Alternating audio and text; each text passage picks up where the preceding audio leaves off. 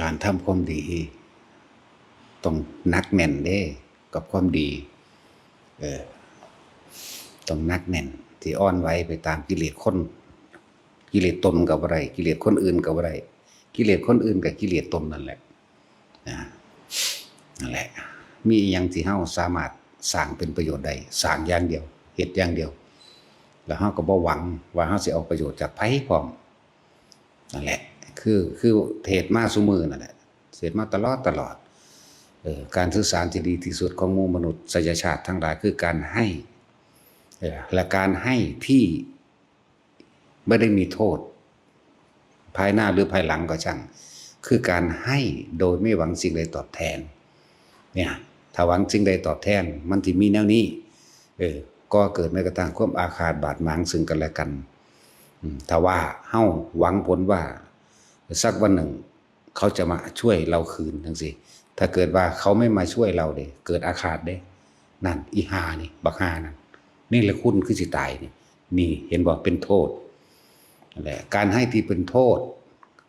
เพราะว่าการให้การช่วยเหลือการแบ่งปันทั้งหลายเหล่านี้จักเป็นโทษเมื่อภายหลังถ้าเฮาไปหวังสิ่งตอบแทนนั่นแหละให้ขาดไปเลยบ่ต้องไปสนใจอย่างอื่น บ่ต้องไปสนใจว่าไผจะกล่าวว่าดีก็ช่างไผจะกล่าวว่าร้ายก็ช่างเป็นเรื่องของเขาเดี๋ยวเฮาจึงเน้นหนักจังให้ทุกคนค่อยๆท่านมาทีละเล็กทีละน้อยเด้อท่านจะหวังผลแล้วก็อย่าท่านทีละหลายบาทนึง2 บาท5 บาท10 บาท20 บาทไปเรื่อยโดยก็บ่ได้ไปหวังพร้อมเมื่อเฮาท่านมาทีละหน่อยเฮาบ่เสียดายเพิ่นละบาทบ่เสียดายนอนดอกแม่นบ่ล่ะแล้วก็เกิดเป็นความเคยชินในอุปนิสัยชินในการให้โดยบ่หวังสิ่งใดตอบแทนพร้อมกับมันหน่อยนำบาทนึงให้แล้วไปเลยเหมือนกันนั่นแหละกับที่เฮาสาดน้ำหรือเศษอาหารทิ้งลงไปในห้วยหนองลำคลองเฮาเข้าใจว่ามันบ่ได้บุญที่ใดๆมันเป็นบุญเพราะว่าเฮาบ่ได้หวังสิ่งใดตอบแทนพร้อมปลาซิ่วปลาสร้อยหรือสัตว์ในน้ำได้กินนั่นแหละตัวบุญมันมาเกิดเพราะว่าเฮาบ่ได้หวังถ้าหวังแล้วบุญมันบ่เกิดมันไม่ทำให้เกิดความสงบบ่เกิดความสงบในใจของเจ้าของเองเห็นบ่วันนี้เฮาทาน100 200สาธุเด้อขอให้ผู้ข้าพ้นทุกข์พ้นยากวิตหนี้วิตสินนะให้ถูกลอตเตอรี่รางวัลที่1หรือแจ็คพอตบางที่ก็ขอให้ลูกบุญรักษาเทวดาคุ้มครองลูกผู้ข้าเด้อให้อายุยืนเด้อบ่ให้เป็นโรคภัยไข้เจ็บเด้อไปทางใดก็ให้แต่พบโชคลาภวาสนาความร่ำรวยเด้อนี่คือมันบ่สงบมันบ่เป็นบุญนั่นแหละจึงให้ทุกๆคนนั่นน่ะที่แนะนำอยู่เรื่อยให้ทีละหน่อยบาทนึง2 บาทจำนวนให้กันหน่อยประกอบกันกับการได้ยินได้ฟังเพิ่นบ่ให้แลกเพิ่นบ่ให้หวังผลในทาน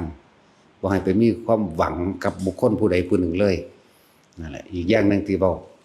ประกอบการมาเรื่อยๆตราบใดที่เรายังยื่นมือขอความช่วยเหลือจากบุคคลผู้อื่นตราบนั้นท่านจะไม่พ้นจากทุกข์ทั้งปวง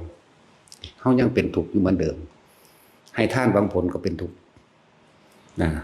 ยื่นมือขอความช่วยเหลือจากบุคคลผู้อื่นก็เป็นทุกข์เพราะว่าแต่เขาบ่ซอยนี่เกิดฮอดความบาดหมางอาฆาตไปเลยนะเป็นเจ้ากรรมนายเวรกันไปเลยเห็นว่าคนซุมื้อนี่สร้างกันฮอดกระดูกดำตายบ่เผาผีเขาก็เว้าไปล้วนแล้วแต่เป็นการผูกอาฆาตล้วนแล้วแต่เป็นการนำสิ่งเหล่านั้นมาแบกไว้เป็นอารมณ์มันเกิดแล้วมันบ่หายเด้อถ้าบ่ว่าฝึกหัดเอาใหม่เวลาตอนเฮาโมโหอยู่ตอนนั้นแต่สิเป็นคือกระบอกไม้ไผ่คืออัดลงไปแล้วในคอนั้นโกรธครั้งที่2อัดครั้งที่2อัดครั้งที่3มันบ่ได้หายไปเด้มันทับไปเรื่อย1 2 3ไปเรื่อยเด้นั่นแหละจึงเน้น การให้ทานบ่หวังผลในทานมีจิตพันในผลแห่งทานบ่มุ่งการสังสมความอยากได้อยากดีอยากมีอยากเป็นสังสมความให้ได้รับการช่วยเหลือจากบุคคลผู้อื่นที่เราช่วยเหลือ คำว่าทานมันบ่แม่นแค่ว่าทานอาหารยารักษาโรคเครื่องนุ่งห่มตลอดทั้งที่อยู่อาศัยบ่แม่นแค่นี้ช่วยเหลือบุคคลผู้อื่นกำลังแรงกายที่เฮาไปช่วยกันไปช่วยเขาก็นี่ก็เอิ้นว่าทานกำลังคือเฮามาทานเฮ็ดวัดนี่นะทั้งเฮามาทานเฮ็ดศาลาเฮามาทานของพวกนี้แหละเฮ็ดกับวัดกับว่านี่แหละปลูกต้นไม้บ่รดน้ำต้นไม้บ่หรือว่าสร้างศาลาสร้างกุฏิวิหารลานพระเจดีย์ต่างๆบ่ต้องไปหวังหยังพอมันสิไปคาดโทษฮอดเทวดาอินพรหมพุ่นเด้แม่นบ่เอาคิดดีๆเด้อมันสิไปคาดหวังเอาแม้กระทั่งให้เทวดาดลบันดาลนั่นนี่ให้นะสาธุเด้อเทวดาเห็นบ่พระอินทร์พระพรหมเอ้ยผู้ข้าคือทุกข์คือยากแท้นี่ถ้าบ่ได้เด้มันไปอาฆาตฮอดเทวดาอินพรหมไปพุ่นหลายคนเป็นอยู่เด้อบ่แม่นบ่เป็นแต่ละคนจะเป็นแนวนั้นแหละนั่นแหละเรียกว่าหวังผลในทานการช่วยเหลือบุคคลผู้อื่นก็ไปหวังว่าเขาจะกลับมาช่วยเหลือเรานี่เกิดเป็นฮอดคู่ศัตรูคู่อาฆาตกันได้พุ่นเด้อว่าธรรมดาเด้แนวมื้อนี้คิดให้มันละเอียดลึกซึ้งเด้อต้องบ่หวังหยังเลยเอาละเอียดละออที่ตัวเองเป็นมาก่อนนั่นแหละว่าเฮามีหมักนาวเขามาขอหมักนาวก็ให้เขาไปแต่ว่ามื้อนึงเฮาไปขอตะไคร้เขาทั้งที่เฮาเห็นอยู่นี่โอ้ยเขาแพงไปขายอยู่ตัวศูนย์เลยเด้คนเนาะแม่นว่าล่ะทั้งที่มันบักหลายก่อนเอา5-6กอขอจัก2หัว3หัวนี่แหมมื้อนี้มื้อวานเอาหมักนาวให้เขามื้อนี้โอ้ตะไคร้เฮามันอยู่หน้ามันไกลโพดนั่นน่ะไปขออีนั่นเมื่อวานมันยังมาขอหมักนาวเฮาดอกนั่นเห็นบ่ล่ะโอ้ยบ่ได้ดอกกันลูกข่อยว่าจะเอาไว้ขายอยู่ศูนย์ขึ้นเลยนั่นแหละบ่ว่าการให้ทานบ่ว่าการช่วยเหลือคาราทานมันแม่นทานน้อยๆแค่ว่า4อย่างโดยอาหารจะรักษาโรคเครื่องนุ่งห่มที่อยู่อาศัยทานกำลังแรงกายของเจ้าของเองในการเข้าไปช่วยเหลือบุคคลผู้อื่นนี่ก็เอิ้นทานเห็นบ่เป็นทานแม้กระทั่งการแนะนำอาชีพเห็นเขาเปิดรับสมัครงานอยู่นั่นไปลองเบิ่งติล่ะคือว่าสู่อันจบม.6 จบปริญญาอยู่เขาเลยไปเบิ่งได้ติดไปอ้างได้บ่นี่โอ้ยถ้ากูบ่บอกก็บ่ได้ดอกไปเด้นี่ละเอิ้นว่าหวังเห็นบ่มันบ่แม่นแค่นี้เด้ความละเอียดละออเพราะซั่นเพิ่นสิเอา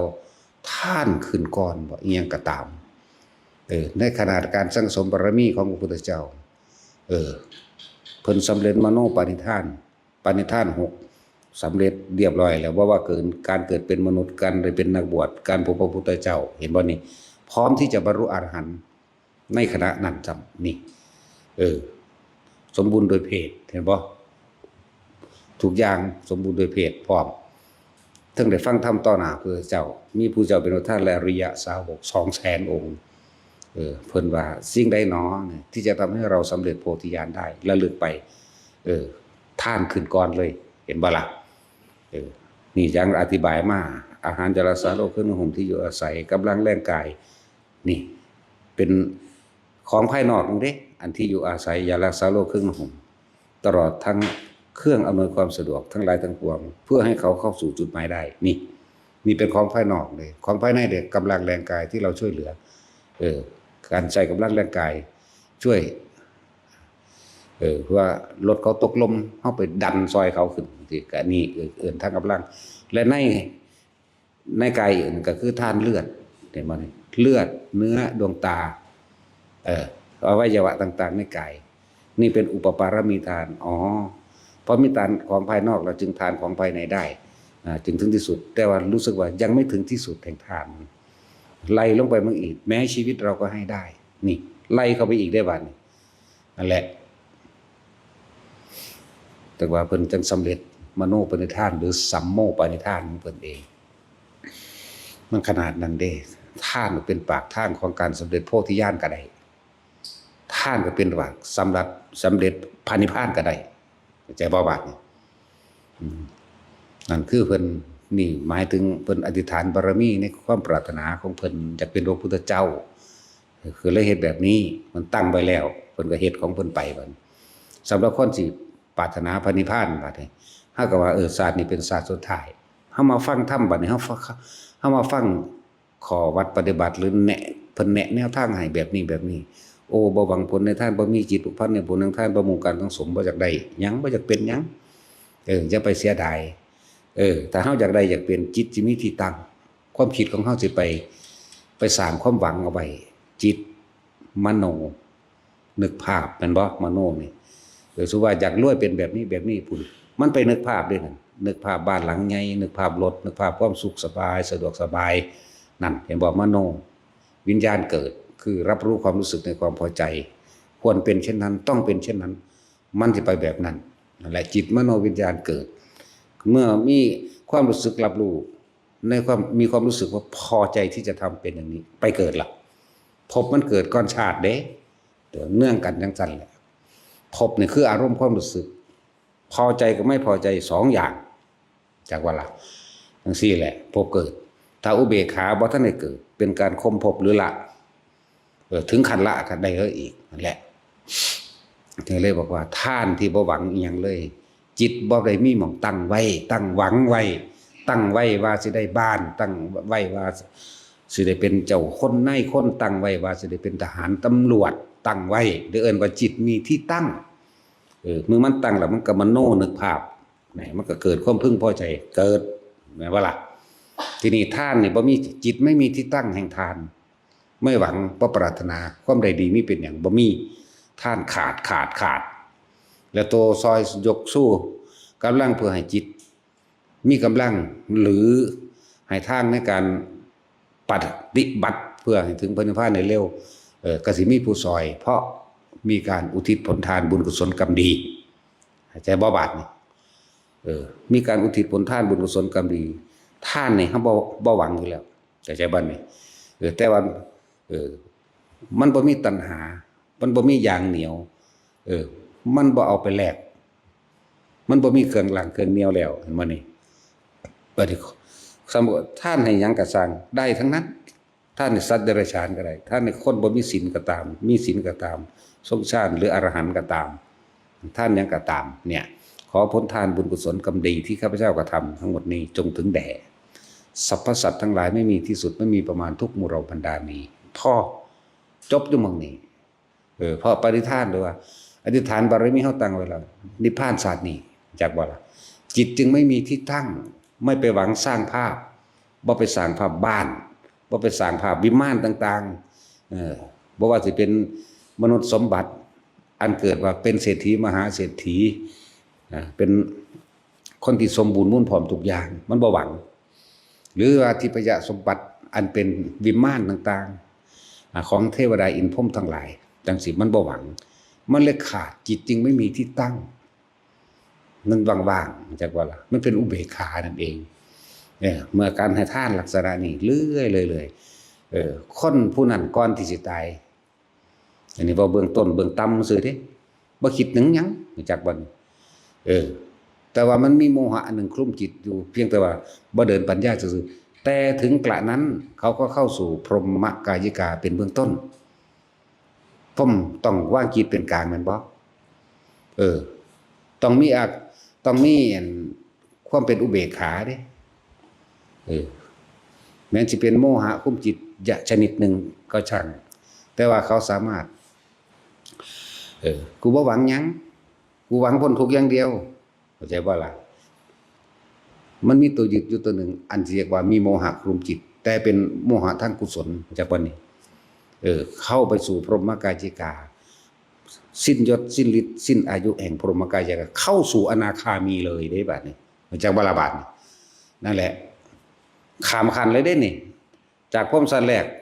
ปึ๊ดปุดไปสั้นที่12ไปล่ะหรือ13หรือ14ไปล่ะเห็นบ่นี่จังสั้นแล้วข้ามไปเลยนี่จาก1ไปหา12ไปเลยนั่นแล้ว นั่นแหละจังว่าเป็นหยังเฮาคือเน้นบอกแต่แนวเก่าๆแท้กันแนวเก่าๆนี่มันบ่ทันเข้าใจเนาะ แล้วนั่นแหละว่าทานที่กระทำแล้วให้ถึงพระนิพพานได้คือทานไม่หวังสิ่งใดตอบแทนเด้อจบอยู่หม้องนี้นี่คนบ่มีความโลภเด้ จังท่านแบบนั้นแม่นบ่แน่แต่ว่ามีโมหะคุมจิตแต่ว่าเป็นกุศลคุมไว้คือกันแต่โมหะตัวนี้เป็นทางกุศลจักว่าล่ะเป็นกุศลสังกัปปะแต่คนผู้นั้นสิฮู้หรือบ่ฮู้ไม่รู้จักว่าล่ะแต่ว่ากูบ่อยากได้หยังอีกนี่กูบ่อยากเป็นหยังอีกพร้อมนี่มันก็ไปหันของมันเองจิตบ่ไปว่างจิตตั้งไปมันก็เป็นไปตามอุเบกขาของมันและบาดสิว่าอีหยังก็พวกเฮาตั้งใจเจตนาในการที่ทรงฌานเจริญฌานสิว่าอีหยังที่พวกเฮาเจตนาตั้งเอาไว้ในการทำความรู้สึกตัวอยู่ในเฮาเองนี่บ่ล่ะไผสิรู้อีหยังก็รู้ไปเถอะหน้าสวรรค์นรกเจ้าสิระลึกชาติได้เท่าใดก็สร้างอนาคตอดีตปุเพนิวาสานุสติญาณหรืออนาคตสังสญาณหรือเจ้าสิปรจิตตะรู้จักวิชาคนอื่นเพียงใดก็ช่างเถอะถ้าเจ้ายังบ่รู้สึกตัวนี่บ่มีทางเข้าใจบ่นี่สำคัญนะรู้สึกตัวนี่ละพบละศาสตร์เลยที่เดียวเลยน่วงอยู่กลางหน้าผากพวกเจ้านั่นแหละดูมันนี่เลยการท่านก็เข้าใจแล้วนี่แม่นบ่คนบ่มีความโลภในท่านสิบ่อยากได้หยังถูกบ่เราฮู้โทษแห่งการเบียดเบียนแล้วนี่ถ้าบ่โลภแล้วมันบ่ไปลักไปปล้นไปกี้ไปฆ่าไปรังแกข่มเหงผู้ใดขี้เหล้าเมายาทั้งใดดอกแม่นบ่นั่นแหละศีลก็ขึ้นมีมาในตัวเองและเครื่องประกอบเข้ามาที่บอกว่าทรงฌานเด้อทรงฌานเด้อศีลสมาธิปัญญามรรคมีองค์8หรือบารมี10ร่วมหม่องเดียวเลยเด้ร่วมอยู่นี่จากบ่นี้อาศัยลมหายใจเป็นทางเดินนั่นแหละจังว่าสำคัญมากๆเป็นเรื่องใหญ่เป็นเรื่องที่ต้องทำให้รู้เป็นเรื่องที่เฮาต้องทำให้แจ้งเป็นเรื่องที่เฮาต้องทำความมั่นใจในตนเองพร้อมเด้ฐานที่ตั้งแห่งจิตนี่เป็นเรื่องสำคัญมากๆสติปัฏฐานนี่แหมแปลว่าฐานที่ตั้งแห่งจิตนั่นแหละเอาสตินี่ไปตั้งไว้ใสอยู่ในกายอยู่ในเวทนาอยู่ในจิตอยู่ในธรรมนี่บาลาเขาว่าสันสิว่าสติปัฏฐานติยังลงตั้งมั่นบ่จิตตั้งมั่นหรือยังลงในฐานจึงว่าฐานที่ตั้งแห่งจิตกับผู้รู้กับจิตอันเดียวกันให้มันมารู้สึกตัวอยู่ในกายอันนี้อยู่ในหน้าผากเขาเองนี่แหละถึงบางคนก็อาจจะจากหน้าผากนี่อุณโลมนี่บางครั้งก็ขึ้นไปบนหัวเนิบหน้าคือเอามือเศร้าหัวนี่บางที่ก็เป็นขนลุกสู้สั้นกันเลยทีเดียวแล้วก็เย็นอ่อนลงเหมือนกับลมหัวกุดหน่อยๆบางที่บางคนก็เลยหมุนเข้าไปจอมบางที่ก็กระจายวื้อไปวื้อมาเห็นอยู่แค่นี้มันจบแล้วถ้าบ่ได้เฮ็ดได้ซ้ำนี่บ่ซั่นสิว่ารู้หยังก็สร้างธนาถ้าบ่รู้สึกโตบัดนี้รู้ซ่อนรู้ในความรู้สึกโตไปอีกถ้าสิว่าดีบ่ก็ยิ่งดีถ้ารู้จักคำว่าก็รู้จักคำว่าบ่นำเข้ามาคิดบ่แม่นเป็นหลงคิดกับสิ่งที่รู้ที่เห็นเด้บาดนี้เข้าใจบ่รู้สึกโตอยู่ปุ่นเห็นภูมิเทวดาลูกะเทวดาจังซี่ก็เห็นแต่เห็นทั้งที่รู้สึกตัวนี่เฮาก็บ่นำมาคิดแต่ว่ามันรู้อยู่ว่าอ๋ออันนี้คือเทวดาอันนี้คือเทวดาอันนี้ก็รู้โดยของมันเองแต่ว่าบ่ปล่อยความรู้สึกนี่ออกเข้าใจบ่นี่นั่นแล้วเราก็เคยเป็นมาพอแห้งแล้วอันประเภทว่าหวยของเฮามันเสี้ยววินาทีนึงเด้ซ้ำเฮาสิไปนี่ฝึกมาพอแห้งแล้วเด้นั่งปั๊บลงไปแล้วคุณไปหาหยอกผู้สาวนางฟ้านางสวรรค์มันมีแต่อีงามๆเป็นตะจับกระดอเนาะจับนมจับดากเขาเฮ็ดเบิดนั่นแล้วธรรมดาบ่จังซั่นเด้มวนไปทั้งหน้าเลยเด้แล้วก็เป็นน่านพร้อมเด้อเป็นน้อยๆเด้เป็นหลายปีอยู่ได้เด้จังซั่นบ่ได้เว้าได้ซ้ำสั้น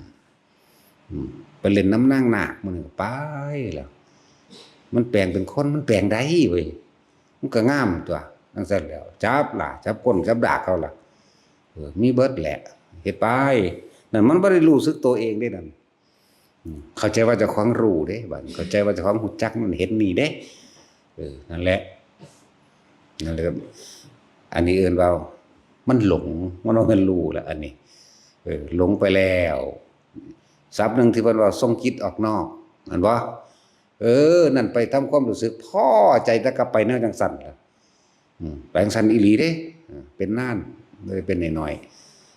ๆและจังว่าถ้าบ่มีอัน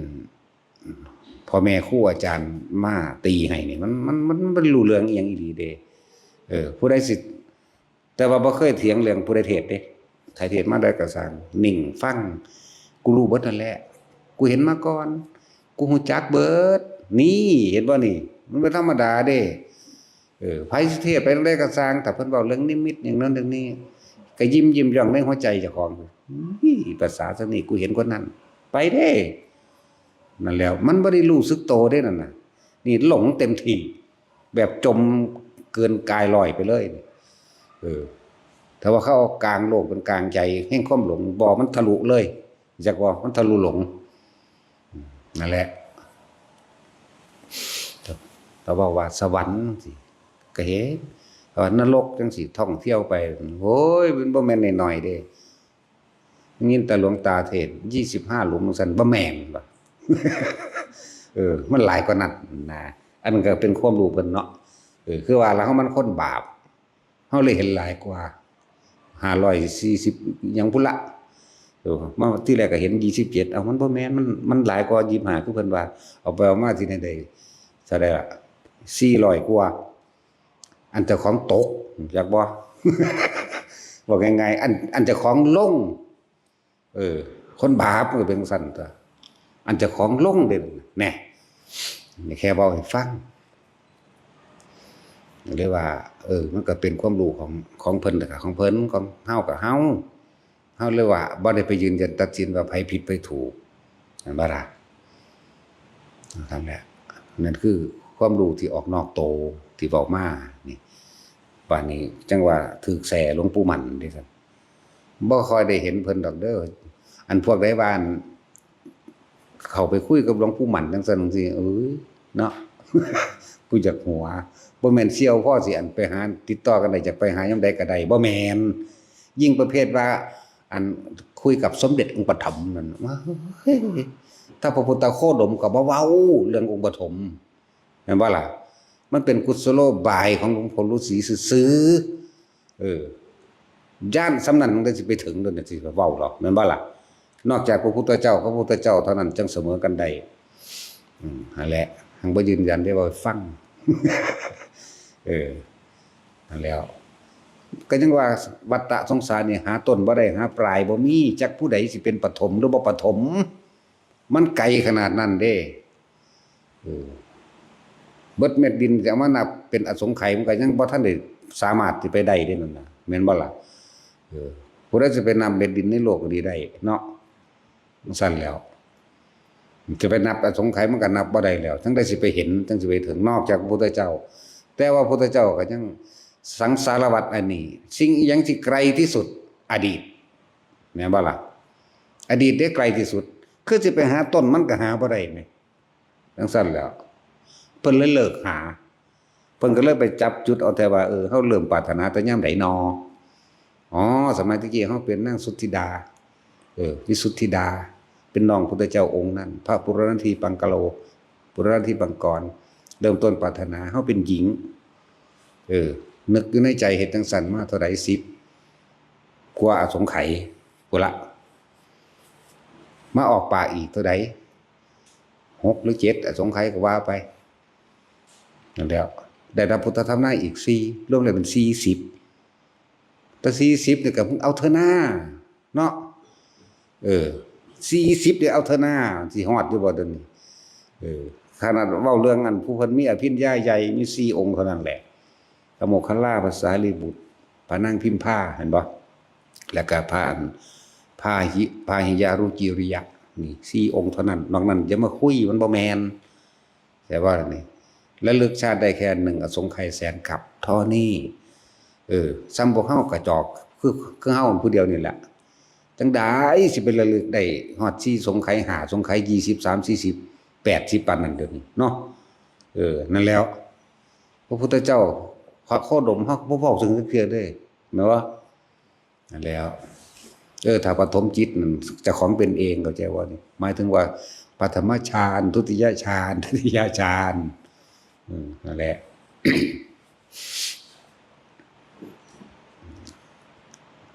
หรือว่าเรื่องเฮาระลึกเบิ่งซื่อๆบ่มีผู้ใดเฮ็ดได้ดอกเนาะบ่ค่อยๆเขาสิด่าซิมเอา บ่มีไผเฮ็ดได้ นี่แหละจังว่าบ่อยากให้ไปหลงไปงมไปง่ายกับสิ่งที่ไปหูไปเห็นเข้าใจบ่ล่ะครับพระพุทธเจ้าบ่เว้าให้สิเว้าได้แนวจังซี่เนาะพระพุทธเจ้าย่อมเสมอด้วยพระพุทธเจ้าเด้บ่มีผู้ใดเสมอเหมือนแน่สาวกจังได๋สิไปเว้าได้ฮอดพุ่นหลายก็ดอกคือเฮานี่หังบ่ได้เทียบหยังแล้วสั่นแหละต้องที่เน้นย้ำนี่ให้ทุกคนอยู่ในปัจจุบันบ่ให้เป็นหลงไหลครับอันรู้ว่าองค์นั่นคืออันนั้นองค์นี้คืออันนี้คือหยังกะสร้างถ้าจะรู้เราไปเกิดมาก็คือเก่านั่นแหละคือถูกเจ้าสิรู้มากเพิ่งได้กะสร้างเจ้าสิเก่งเพิ่งได้กะสร้างถ้าแค่รู้เราไปเกิดใหม่แม่นบ่แน่มันสิไปสะอ่อนอีหยังในจังซั่นจึงบอกว่ารู้อะไรก็ช่างเถอะไม่สู้รู้สึกตัวเอาแค่นี้มันอยู่ในปัจจุบันได้รู้สึกตัวถ้ายังมีความรู้สึกนิ่มนวลอยู่นี่คือบนหัวกระสร้างกลางหน้าผากก็ตามนี่คือปัจจุบันแล้วนี่คือสติแล้วใจว่าล่ะนี่คือสมาธิแล้วนี่คือความรู้สึกตัวแล้วนี่คือจิตหนึ่งแล้วทำความรู้สึกอยู่อันเดียวนี่แหละถ้าตัวนี้หายไปล่ะอดีตไปแม่นบ่เอาคนเฮาคิดถึงอดีตก่อนจังปรุงไปอนาคตว่าอยากให้เป็นซื่อๆเด้บ่มีผู้ใดคิดถึงตัวอนาคตได้หรอกมีแต่คิดถึงอดีตเบิดนั่นแหละที่ว่าสัญญานี่มีความละเอียดละออมากเชื่อมโยงกันระหว่างสังขารเห็นบ่สัญญาสัญญาเวทนาสังขารวิญญาณนี่หมุนไปเชื่อมโยงกันเด้อคิดถึงบ้านเห็นปั๊บโหลดสัญญาบ่สั่งโอ้กูอยากเฮ็ดหลังใหม่เด้ก็เอาตัวนี้ตัวขึ้นมาปรุงให้มันเป็นแบบนี้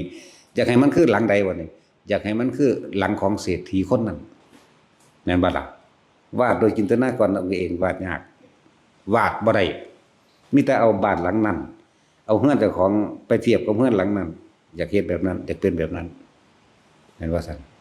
บ่คือพระพุทธเจ้าพระพุทธเจ้ามีพยานอย่างทราบรู้เห็นบ่ที่ว่าปลาสิแลนกินดาวถ้าเพิ่นสิไปว่าต่อไปสิมีแอร์ฟรานซ์นะสิมีจรวดนะไผสิรู้นำเอาเพิ่นรู้ได้บาดนี่แม่นบ่ล่ะเพิ่นก็เลยว่าเอาเครื่องบินก็คือปลาคอนี่เนาะคือปลาช่อนเด้ซั่นแม่นบ่ล่ะดาวทั่วไปสิฮู้ได้บ่ซ้ำเพิ่นบัดนี้แน่นั่นแหละทะยานเพิ่นนอกนั้นมีจะจินตนาการเอา เอาจินตนาการจากอดีตไปเป็นอดีตที่จำบ้านหลังน้อยกับอดีตที่จำบ้านหลังใหญ่อยากสร้างบ้านแล้วเฮือนกูคือหลังน้อยแท้ถ้ากูได้คือเฮือนหลังนั้นคือสิดีเนาะเลื่อนอดีตอนาคตเอาอดีตไปใส่อดีตจำจากหลังนั้นมาใส่หลังนั้นนั่นแหละจึงบอกว่าสัญญามันเป็นของละเอียดอยู่เด้อเฮ็ดจังใดเฮาสิดับสัญญาได้ก็เว้าซุมื้อเด้ล่ะดับสัญญาหูดังเนาะนี่ทางมันนั่นแหละแค่นี้นึงจึงบอกว่าการปฏิบัติธรรมมันบ่แม่นเรื่องยากเรื่องลึกลับขอให้ทำความเข้าใจว่างจิตเป็นเข้าใจว่างจิตเป็นส่วนมากมันจะออกไปพุ่นแล้วเห็นนั่นเห็นนี่นั่นแหละเป็นหยังเขาก็บ่ค่อยเว้าหังเว้าอยู่บ่ค่อยได้ถ้าได้เว้าบ่แม่นค่อยเว้าอยากว่าเพราะมันหลายโพดมันจะไปเห็นนำอยากว่าล่ะถ้าเว้าไปแล้วเมืองบางบดจังสั่นจังสี่ไปล่ะอยากไปเห็นน้ำได้บาดนี่ทำได้นอเพิ่นไปอยากไปเห็นน้ำเหมือนว่าสั่นนี่ทำนี่อยากว่านี่จะได้ฮู้ดังนี่อยู่ไสก็สร้างตัวถ้าเจ้าของภาวนาบ่ดีบ่เป็นจิตบ่สงบบ่ลงได้มันจะไปเห็นหยังได้ไปหาคิดจะไปเห็นอยู่หั่นเนาะนั่งอยู่นี่มันก็เห็นตัวก็สิเห็นไปหยังเห็นแล้วยากคือหยังนี่คืออีกามันนั่นแหละเนาะมันมาแนวใดมันมาหากินเด้บ้านพวกนั้นมันก็มาหากินน้ำเฮานี่แหละอย่าว่าล่ะภายนอกกาขี้อยู่ภายในก็ขอแน่วีดวาดบีดวิวอยู่แน่นี่บ่เห็นดีกว่าปิดเห็นบ่ล่ะ สั่นตัวปิดก็บ่อยู่ว่ามันสิเป็นคือเก่าแล้วก็บ้าแน่มีแต่เข้าบ่รับรู้ทราบหยังเท่านั้นเด้จักว่าล่ะแต่ธรรมดาอยู่ของมันธรรมดามันก็เห็นเป็นธรรมดาบ้ากูก็เข้าแมงแล้วเอาจังซี่ตัวจักว่าล่ะจังบ่ได้รับทราบหยังถ้าเฮาสิไปแก้ปัญหาหลายอย่างให้กับสัตว์โลกทั้งเบิดแก้บ่ได้เขาต้องแก้ตัวเขาเองนั่นแหละจื้อไว้แต่ละคนเฮาต้องแก้เฮาตัวเฮาเองเฮาต้องสอนตัวเฮาเองเฮาต้องรู้ด้วยตัวเฮาเองเฮาไปรู้ผู้อื่นรู้แค่สัญญานึงเด้จึงบอกว่าบ่มีผู้ใดเฮ็ดหยังให้ไผได้นอกจากตัวเองบ่มีสอนผู้ใดได้ดีเท่ากับตัวเองสอนตัวเองเด้เวลาเฮาไปจับก้อนไฟเนี่ยเฮาเอาความร้อนไปให้ผู้อื่นได้อยู่บ่ก็บ่ได้เจ้าของรู้เอาเองเนาะก็ฮ้อนเอาเองก็จะไปจับเอาเองก็จังซั่นแหละจึงเน้นย้ำแต่ละคนเริ่มตะท่านก็บ่ให้หวังผลคนมันบ่อยากได้ครับมันบ่มีความโลภแล้วมันก็บ่เบียดเบียนสัตว์อื่นเองดอกเห็นบ่สั่นทางสั่นตัวมันก็ไปทำลายผู้ใดให้เสียชีวิตทรัพย์สินตลอดทั้งคนสัตว์มนุษย์และอมนุษย์พร้อมเดี๋ยวคนสิบ่เข้าใจตลอดทั้งคนและสัตว์ก็จะเข้าใจว่าเจ้าของนี่เป็นผู้ประเสริฐกว่าสัตว์คือกันนั่นแหละเข้าใจว่าล่ะบ่ให้เบียดเบียนสัตว์เดรัจฉานที่เฮาเห็นอันได้เว้าใหม่อีกบัดนี้เพื่อเกิดความเข้าใจมนุษย์และอมนุษย์เทวดาก็แม่นเปรตก็แม่นสัตว์นรกก็แม่นนั่นแล้วนี่อมนุษย์สั่น มันมีประโยชน์ทั้งมนุษย์และอมนุษย์บ่ไปเบียดเบียนมนุษย์และอมนุษย์อีกเอามันธรรมดาเด้ทุกคนก็ไปเรียนนั่นเรียนนี่เพื่อสิบังคับไปเอาน้ำมันพายน้ำมันผีน้ำมันหงเงี้ยของเขาละไร้สาระทั้งนั้นผู้ใดตายปุ๊บมันก็ไปจุติปุ๊บโลดทั้งใดมันไปอยู่ในหันเป็นเรื่องเหลวไหลไร้สาระคือจะว่าล่ะไสยศาสตร์เป็นเรื่องของคนปัญญาอ่อนอยู่แล้วเนาะไสยศาสตร์เป็นเรื่องของคนปัญญาอ่อนเด้ถ้าสิพูดถึงไสยศาสตร์ถ้ามันมีจริงๆเขาบ่สร้างอาวุธเด้บ่ได้ลงทุนสร้างจรวดบ่ได้ลงทุนสร้างยานอวกาศสร้างลูกปืนสร้างนิวเคลียร์เด้แม่นว่าล่ะบ่ได้สร้างมาหยังกูไปหาจ้างคนที่มันไสยศาสตร์เป็นตัว จังซั่นล่ะบาดนี้เป็นของคนปัญญาอ่อนบ่ล่ะบาดก็เป็นตัวเป็นจังซี่บ่เป็นพวกเสน่ห์ยาแฝดพวกอิหยังเมตตามหานิยมจังได๋สิไปหาข่มเหงเอาของคนอื่นเนาะมหานิยมคือคนให้ทานโดยบ่หวังสิ่งใดตอบแทนนั่นล่ะมหานิยมแน่บัดนี้มึงขอหยังก็ได้กูก็ไปขอเอาตัวนิยมหยังนิยมมาขอจังซั่นซะเนาะจะเฮ็ดให้คนฮักก็เฮ็ดเพื่อเขาให้เขาได้ผลประโยชน์เขาก็ฮักนั่นตัวก็เท่านั้นตัวเลิศมหานิยมอันนี้เด้อศักดิ์สาริกาเรือนทองเว้ายังขึ้นคนรักคนหลงซั่นแน่เบิ่งรูปไปหาข่มเหงเอามันบ่แม่นเรื่องจริงเด้อไผก็ดีแต่มันจริงเขาก็ตายแตะโดนนั่นแหละเพราะว่าเขากุมเฮ็ดอยู่บ่แม่นเรื่องจริงถ้าจะศาสตร์เอานั่นกูบ่อยากมีความผิดกูบ่อยากไปกูเฮ็ดธนูฟ้าก็บ่แม่นความจริงอีกนั่นแหละบ่แม่นเสกหนังเข้าท้องเนาะจังซี่ก็บ่แม่นอีกเขาก็เฮ็ดเฮาตายแล้วปานนี้คนสั่งเฮาก็บ่อึดแม่นบ่ล่ะ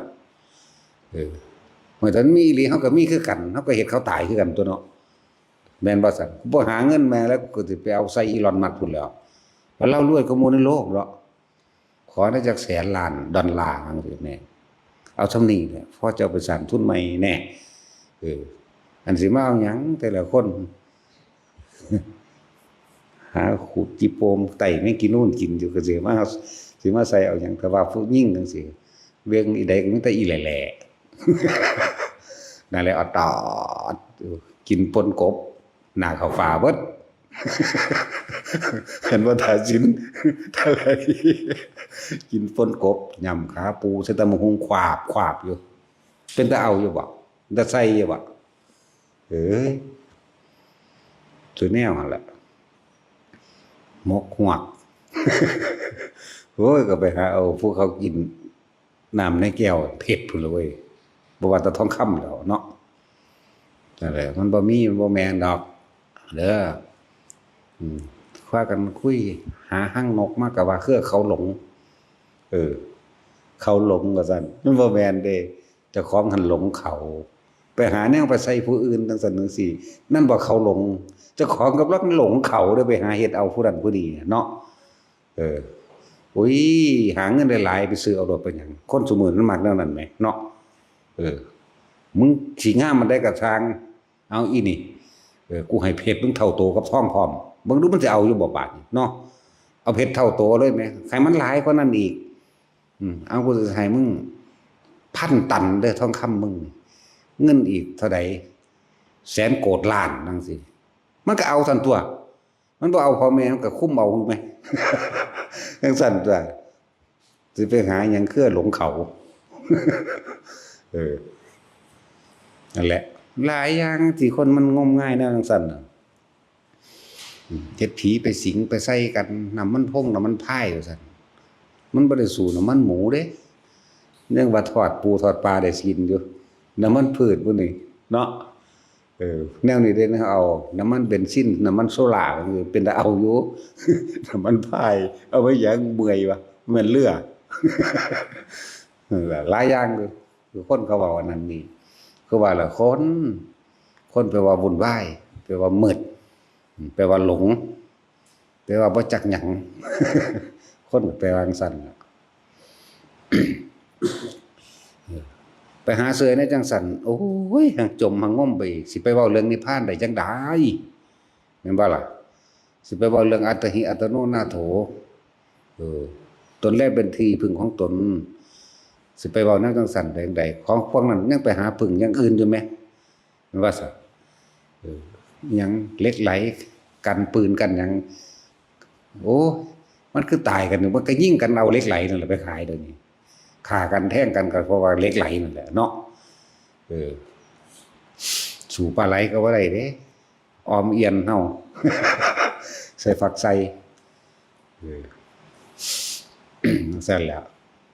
เอามาออมใส่อีติกลิกบ่เนาะน้องพี่ออมผักใส่อีติกลิกเนาะมันแง่ยังมาเศร้า สั่นแล้วหลวงพี่นี่ปนกินบ้างปนให้พระกินเอาวะ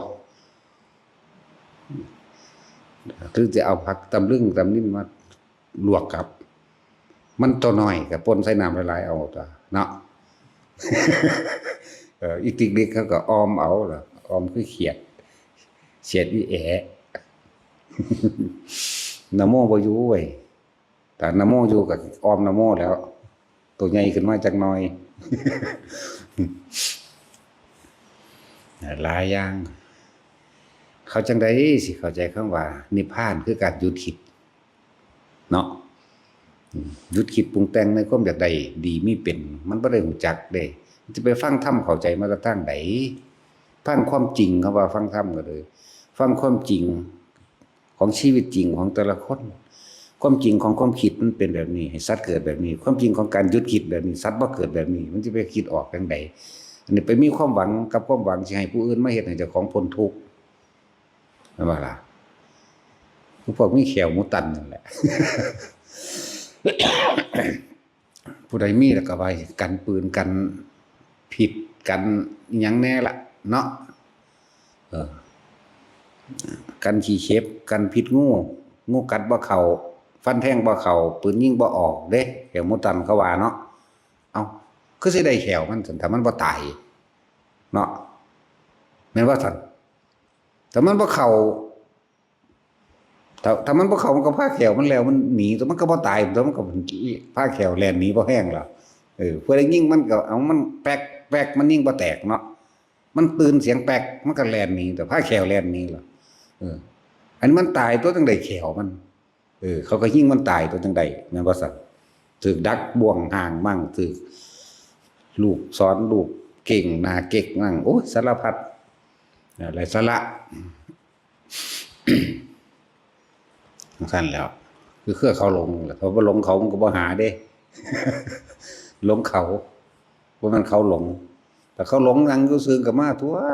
แม่นว่าซั่นจังซั่นแหละบ่มีหรอกไร้สาระงมงาย เขาสิไปพอใหญ่ปูปินแล้วสิไปหายิ่งคนเห็นหยังแล้วก็เอาหมอไสยศาสตร์เขาว่าเขมรเก่งแล้วก็ไปจ้างเขมรตัวเขมรเขาก็บ่ให้เขาก็เก่งเขาก็เฮ็ดเอาประเทศเลยเฮ็ดเอาโลกเลยเนาะจังซั่นแล้วมันมีก็มันมีมันจะเอาหยังไปใส่กันก็ตายกันตัวไป มันบ่มีบ่แม่นพร้อมยานั่นยานี่แต่ยาพิษมันคืออยู่ก็ละอย่างกันเอาไปใส่นั่นใส่นี่ให้กินก็ละแบบกันแต่ยาสั่งมันมีแต่สั่งขี้มูกนั่นแหละสั่งแล้วสั่งเลยมันสิไปสั่งไปหันไปนี่ได้แต่ไหนแต่ของบ่พามันไปเนาะจังซั่นเลยนั่นแหละพวกเฮาเป็นหลงมิจฉาทิฏฐิคือความเห็นผิดตามความเป็นจริงบ่ได้เห็นตามความเป็นจริงเห็นผิดตามความเชื่อซื่อๆเด้อเนี่ยสำคัญเด้การได้ยินได้ฟังสามารถเฮ็ดให้เฮาเรียกว่าคิดพิจารณาเปรียบเทียบกับชีวิตจริงประสบการณ์จริงของเฮาได้การได้ยินได้ฟังจึงเรียกว่าสุตตมัญญปัญญาเป็นของสำคัญ ตะกี้ก็แต่สิว่าเริ่มต้นแรกเลยถ้าพระพุทธเจ้าบ่ตรัสรู้บ่นำธรรมอันนี้ออกมาแสดงบ่อริยสัจสีออกมาแสดงก็พากันหลงอยู่จังซั่นแหละเวียนว่ายตายเกิดดีเลวอยู่พอสักนี้ล่ะดีกับเทวดามนุษย์เลวกับอบายภูมิดีเลวก็อยู่ในมิจฉาทิฏฐิคือเก่านั่นแหละดีเลวก็ดีนี่แหละวันพระพุทธเจ้าจึงอุบัติเอาความจริงนำออกมาเปิดเผยนั่นแหละเอาความจริงมาเปิดเผยได้นั่นสัตว์ทั้งหลายกระทำกรรมแบบนี้กระทำกรรมอันตัวใหญ่คือมโนกรรมคือใจคิดนั่นเองคิดแบบนี้เป็นแบบนี้มีอารมณ์แบบนี้เกิดแบบนี้กระทำแบบนี้พูดแบบนี้ล้วนแล้วแต่เป็นผลของการกระทำเรียกว่ามโนใจคิดก่อนใจเป็นใหญ่ใจเป็นประธานก่อนกายและวาจากระทำตามหลังสำเร็จก็เกิดรูปเป็นอารมณ์แล้วพบฝังไว้แล้วเกิดแล้ววันนี้ทำให้บ่อยทำมากชินกับการทำเร็วเนี่ยมันจะไปใช้มันชินกับการทำเร็วเนาะคือชินกับพวกชินสิไปรักนั่นแล้วมันก็จื้อทางนั้นทางนี้ไว้จื้อทางว่าสิไปรักไปปล้นไปกี้บางหันมันไปเห็นผลสำเร็จแห่งทรัพย์สมบัติสิไปปล้นเขาไปกี้เขาไปรักเขาจังซี่แหมบาดสิตายก็เป็นละบาดเรื่องมโนกรรมเกิด มันไปคิดถึงสัญญาเก่าๆที่มันฝังไว้นั่นแหละเกิดมันคตินิมิตก็เกิดตัวเจ้าของไปปรุงนึกสัญญาเก่าล่ะคือว่าต้องละสัญญาเด้อบัดนี้มโนปรุงแต่งไปได้บัดนี้เนี่ยมันก็เลยเกิดเป็นนิมิตกรรมนิมิตคือแต่ของไปคิดเอาขึ้นมานั่นแหละสัญญากรรมที่แต่ของเฮ็ดไว้เอิ้นว่ากรรมนิมิตก็ได้จากโบราณเนี่ยกรรมนิมิตบัดนี้ก็เป็นคตินิมิตทางที่สิไปเนี่ยเห็นบ่ล่ะเป็นไฟเป็นหยังก็ว่าไปเป็นผ้าไฟใหม่หรือว่าเป็นล้านเพิ่งแดงไปเบิดที่เบิดอันพื้นปฐพีอันนั้นแหละนั่นแหละบัดนี้ก็ย่านถ้ามันได้ห้องขึ้นแล้วบัดนี้บางทีก็เกิดกลายเป็นคนมาไล่เจ้าของเองมั่งเห็นผู้เดียวนั่นเด้เรียกแต่แม่มันมาแล้วได้บัดนี้เล็กแล้วเพชรเป็นขึ้นแลนแต่ว่าคนมันบ่แลนได้ยังตะตีนตะมือตึกตักน้ำเตียงที่เฮาเห็นนั่นน่ะตั้งแต่มันหนีนั่นแหละบางทีก็เอาหัวฟาดพุ่นฟาดพี่ไปจังซั่นแล้วนั่นถ้าพวกนั้นตายเราไปนรกจิตสุดท้ายเป็นแบบนั้นนั่นแหละคนบ่ฮอดมาฝึกหัดทางนี้มันสิไปเข้าใจหยังแล้วจึงบอกว่าพวกเฮานั่นน่ะเอาแต่เฮาโลดอันเรื่องบอกเรื่องสอนก็สอนก็บอกเป็นธรรมดาก็เฮ็ดจังซี่แหละบอกอยู่แนะนำให้ได้ไอ้เรื่อง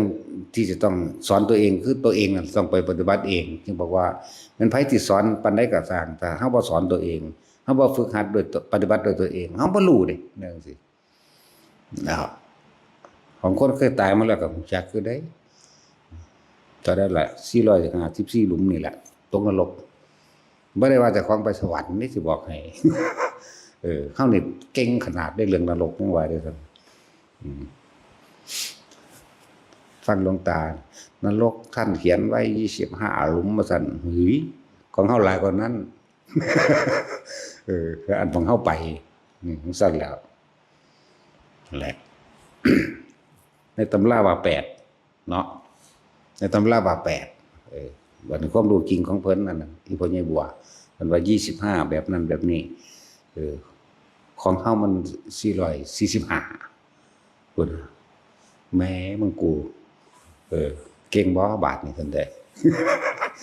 ก็เก่งตัวมันจังลงนรกเนาะถ้าบ่เก่งมันสิมาเกิด จังซั่นตัวนั่นแหละจังว่าความรู้อีหยังก็ช่างเถอะสินำมาบอกอุปมาอุปไมยหรืออุปโลกขึ้นมาซื่อๆเด้ที่จริงก็เห็นจริงๆนั่นแหละก็อุปโลกขึ้นมาเพื่อให้เฮาเอาเป็นแนวสอนแต่ของเองนั่นแหละความรู้อีหยังก็สร้างสู่รู้สึกตัวบ่ได้เนี่ยบัดสุดท้ายเฮาไปรู้อีหยังหลายๆเนี่ยเฮาก็อยู่ในความรู้สึกตัวเองคือเก่าเด้บ่ได้ไปส่งจิตออกนอกความคิดนั่นนี่กับไผดอกบ่จะฮู้ดอกผู้ใดคิดแนวใดน่ะมันวุ่นตั้งแต่เว้ากันวากๆอยู่ซุมื้อนี้กันพอแห้งแล้วเนาะยังสิไปฮู้ความคิดคนอีกอยู่โอ้ยกูบ่เอาแล้วแม่นบ่ล่ะตั้งแต่ผู้ใดแล่นมานี่บ่มีของดีบ่อาจารย์โลดโอ้ยเนาะฮู้ดังมึงอะเด้บ่ได้เข้าใจเนาะบ่อันของขังมาซั่นมีซุ่ม สู้ก็ไปซื้อเอานำตลาดร้านค้าสู้ก็เข้าไปในหันสู้ก็ขังตัวเองไว้ละขังว่ะบ่อันแนวพกไปแหมพุ่นน่ะก็มึงก็พกอยู่ในสันหูดังมึงบ่มีบ่นี่ก็จะว่ายังบ่ได้เข้าใจเด้ก็เลยว่าโอ้ยฟังสักก่อนแหน่ผู้ใดสิมาก็เลยเอาเพิ่นคือบ่ให้พรก็มีบ่กูบ่มีพรสิให้ไผกูไปเฮ็ดเอาเองโลดเท่านั้นแล้วก็เพิ่นสอนอยู่ซุมื้อนี่เด้อพรก็เลยนี่ละทางนี่ละพละนี่ละกำลังก็เลยก็บอกอยู่ซุมื้อนี่เด้ซั่นหนทางเดินการใช้ชีวิตนี่แหละพรก็เว้าอยู่ซุมื้อนี่เทศนาไปว่าบอกไปว่าสอนไปว่าบอกหนทางว่าอันนี้ควรอันนี้บ่ควรในกาลเทศะเทศนาก็นี่แหละเทศนาก็เลยอันนี้ควรเด้ออันนี้บ่ควรเด้อนี่แหละเทศนาบอกกาลเทศะว่าอันนี้ควรนี่ไม่ควรก็ไปเราเองตัวมันบ่เฮ็ดให้ได้แม่เนาะนั่นแล้วมันก็ยกตัวอย่างให้เบิดนะนี่ว่าเรื่องหมวดแห่งศีลนะอันนี้เรื่องศีลเป็นเรื่องศีล สมาธิแบบนี้ศีลนิเทศนิเทศบอกคนทางเธอให้เกิดความตั้งมั่นแห่งศีลเรียกว่าศีลนิเทศสมาธินิเทศปัญญานิเทศเพิ่นก็บอกเนื่อยะให้ซื่อๆตัวเองก็ไปเฮ็ดเองตัวนั่นแหละแล้วพวกเขาเอาตัวไผตัวมันโลดเอาตัวไผตัวมันก็บ่ได้แปลว่าไปเบียดเบียนรังแกข่มเหงทำร้ายผู้ใดผู้หนึ่งเสียชีวิตทรัพย์สินตลอดทั้งมนุษย์และอมนุษย์เด้อล่ะแม่นบ่ล่ะคำว่าเห็นแก่ตัวนี้คือบ่ได้กลับมาเกิดอีกพุ่นเด้กูบ่อยากไม่เห็นไผอีกจังว่านี่ก็เท่าไหร่จังว่าอิหยังกะช่างอย่างนี้ออกจากความรู้สึกตัวเทียบเอาเองเทียบเจ้าของเอาเองตัวแต่เฮายังนิ่มๆนวลๆอยู่กลางหาผากเฮาสุขทุกข์มันบ่ได้เกิดได้นั่นน่ะรู้จักว่ามันละพบแล้วซ้ำนี้แหละมันบ่แม่นของที่ไปกลุ่มอีหยังยากปานนั้นเด้บ่มันเป็นนั่งรับตายในผู้ได้ทำในผาดอกไปรับอยู่หั่นก็ได้ว่าตั้งแต่ขอให้พวกเจ้าอยู่ในความรู้สึกตัวใดนะว่าล่ะเพิ่นบ่ได้ให้ไปทรมานกายดอกถ้าสิเว้า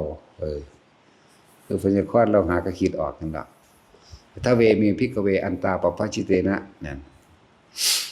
ไปดูความภิกษุทั้งหลายพวกเธอจะเข้าไปที่สุดถึง2ส่วนเห็นไหมอัตตกิรมัฏฐานิโยโคเนี่ยหิโนกโมโปตุชะโนนริโยนาตสันหิโตนี่โยจะยังอัตตกิรนัฏฐานิโยโคอย่าไปทำกาทรมานกายเอาตัวใจโลดพี่เอาตัวอยู่ความรู้สึกพี่โลดจะบ้าบานนี่แล้วทองอยู่แทบที่ซุมือเอาโลดเนาะขนาดถึงแปลให้ฟังเด้บ่ได้เว้าบาลีได้เด่นบ่ได้ว่าถ้าเป็นมีภิกขเวอันตาปปชิเตนะเด้บ่ได้เว้าหลักการอิหยังเลยเด้จังซั่นแล้วแปลก็แปลอยู่พอสำนี้ล่ะเอาความรู้สึกจริงๆใส่กันโลด พวกเจ้าทำความรู้สึกอยู่กลางหน้าผากมันอยู่กลางหัวมันคำว่าทำนี่คือมันทำเอาเองดอกถ้าฝึกซะได้แล้วเข้าใจบ่เฮาบ่ได้เป็นผู้กำหนดให้มันขึ้นเด้เฮาเป็นผู้รู้ตามมันซื่อๆเด้รู้นำมันวิธีฝึกก็บอกแล้วตลอดเอาเถอะหน้าเงินเท่าไร100 ล้านพันล้านก็ซื้อบ่ได้ดอกนาความรู้สึกนี่เอาแม่เนาะต้องมาฝึกเอาเองจังสิอยู่ขั้วโลกใดก็สร้าง เจ้าก็มาฝึกเอาเอง ตัวเองเฮ็ดเองได้จังสิรู้ได้เอาเงินมาซื้อมันซื้อบ่ได้ได้ความรู้สึกนี่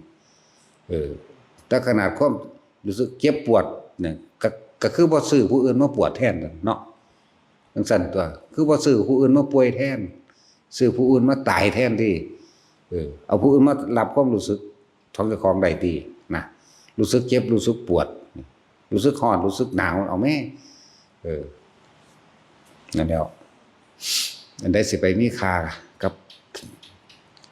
ความจริงอันนี้อันใดสิไปมีค่ากับเท่ากับความรู้สึกตัวในตัวเฮาเองบ่ได้ดอกเด้อจึงบอกว่าพวกเจ้าเกิดมาหาอยู่หากินไปให้ค่ากับบักม่วงกระดันนั่นบ่ไปหวงบักม่วงกระดันนั่นบ่ไปหวงบักฮงป่อเนาะบักษาบักฮงบ่งามขี้ทีเด้คนขี้ทีมันเป็นซั่นแล้วมันสิปลูกยังบ่งามดอกอีหลีได้ค่อยใหญ่ค่อนมันขี้ที่น้ำมันขี้ที่ฝุ่นมันขี้ที่ปุ๋ยมันเลยหมากกันเลยบ่งามมันก็เป็นไปตามธรรมชาติของมันแบบป่องๆเป็นกระดันเนาะถ้าคนบ่ขี้ที่จักน้ำจักปุ๋ยกูสัตว์ลงเต็มที่เด้แล้วก็เป็นคนบ่ห่วงของพวกนี้เนาะสิเอาให้ไปก็เอาให้ไปโลดเด้แม่นบ่ล่ะแต่ว่าพวกขี้ที่ที่โอ้ยมะม่วงเกิดเองน้ำหน้าก็ห่วงเขาไปเลี้ยงงัวเลี้ยงควายไก่ก็บ่ได้แวดใส่เขาเว้ยปานปลูกไว้เนี่ยผลเกิดเองซ้ำหลายอย่างเนาะนั่นแหละถึงว่าพวกเจ้าฮู้หยังก็สร้างสู่ฮู้สึกตัวบ่ได้มันละภพละชาติเลยเด้ถ้าออกจากนี้เอาออกจากนี้บางคนอยู่นี่บางคนอยู่กลางหัวอยู่กลางก็บ่แม่นเป็นจอมมันดอกนึบนาบอยู่หั่นแหละบางทีก็หมุนวนคือจังเฮาคือจังเอาปากเป่าอ้อมๆเป่าเป็นจุดน้อยๆอ้อมวนขึ้นน่ะนะสิจังได๋คือเขาว่าผู้บ่เป็นนี่ก็เลยมันก็เป็นแต่เฮานี่แหละ นั่นแล้วผู้ใดเป็นแล้วรู้จักแล้วอย่าออกจากจุดนี้ถ้าจุดนี้หายเวลาใดก็ช่างกลับเข้ามาลมหายใจก่อนปั๊บขึ้นมาปั๊บโลดเนี่ย2จุดนี้บางคนก็ไหลลงมาสู่ความรู้สึกตัวระหว่างทำกลางอกกลางอกมั่งกลางท้องสะดือมั่ง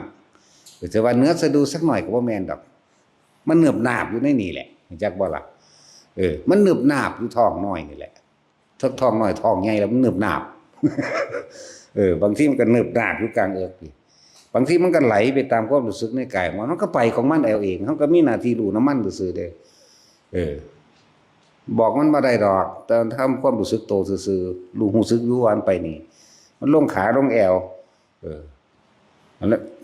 ตอนเฮาเป็นไส้ติ่งแตกมันแล้วเฮากำหนดได้บ่แห้งแต่เฮาก็เอามาคมไว้บ่ให้มันปวดจักบ่ล่ะเนี่ยมันเนิบหนาบอยู่หม่องไส้ติ่งแตกนั่นแหละร่างกายมันบ่เป็นของเฮามันพ้นบ่ไหวมันก็ตายของมันตัวเนาะก็ไปพาออกบ่เห็นว่าพาสิติ่งพาแหมงกลางท้องกระโดด พาเคิงเลยว่าสิพาตัดสินก้อยกินอยู่หามื้อนี้เขางัดตับออกมาแหมอุ้ยเป็นตาแซ่บคือหยังตัดสินก้อยมักก้อยงัวอยู่แล้วเนาะก้อยงัวก้อยควายก็มักกันด่าน้ำยาใหญ่เบิดแล้วหูบีกับบักไงว่าก้อยนะเฮาหมอว่ะหยอกก็หมอเฉยเด้มันบ่ได้ย่านจังเม็ดเนาะบางหันแน่บางนี่แน่เด้ให้เขาหมุนขึ้นมาเบิ่งน้ำเขาเด้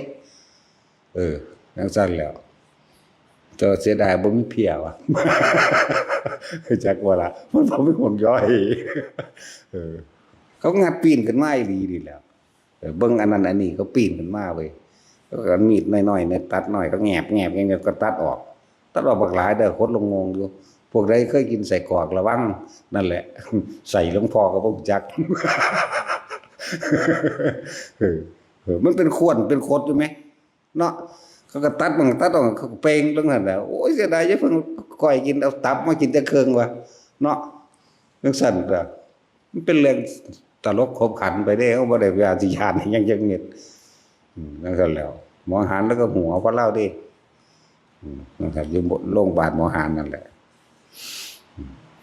คนป่วยที่อารมณ์ดีที่สุดบ่จักว่าเขาสิจะสลบ2เข็มก็ยังบ่สลบนะแปลกประหลาดบ่ล่ะโอ้ยพาโลดก็จังว่าจังซี่แหมนักเดียมได้ตอนก็พา จากหัวพานักเดียมเวลาไปทางแผลก็คือกันจวดจานแล้วก็มือขวนนี่พ่อใหญ่นั่น พุ่นตาจุยเป็นผู้เฝ้าตาจุยเจ็บกัดแก้วกัดข้างอยู่ตาจุยต้องเข้าจากหัวคิกอยู่นั่นแหละนั่นผลแห่งการทรงชาติจากบ่ล่ะถ้าดึงมันออกมาใส่ตัวเวลามันเป็นนั่นนี่ก็ดีเขาเฮ็ดเป็นอยู่ไหมนั่นแล้วไผเฮ็ดให้ก็แต่ว่าเฮ็ดเราเองเฮ็ดเข้าออกจนมันชินและชำนาญแล้วจะมีปัญหาหยังบ่ซั่นสิว่าโอ้ยบ่จะเกิดอันนึง บ่จะเกิดดอกแต่ก็อยากตายพร้อม มีผู้ใดว่าอยากตายเนาะตื่นขึ้นมายามมื้อเช้ามันลุกว่าแบงหยังแบบกูขี้คร้านกินข้าวผมว่าจังซั่นอีหลีเด้แปลกแล้วหากินอีกแล้ว ขี้คร้านกินข้าวขี้คร้านล้างหน้าแปรงฟันอีกบ่แปรงแมงล่ะเนาะ ผมเชื่อว่าหยังกับคนอยู่มาบ้านบัดนี้กินหยังมื้อนี้เฒ่าโอ้ยยังก็มาโลดเด้พวกผู้ชายเนาะไปอย่างไปได้ยังกินเอิ้นสวนกัน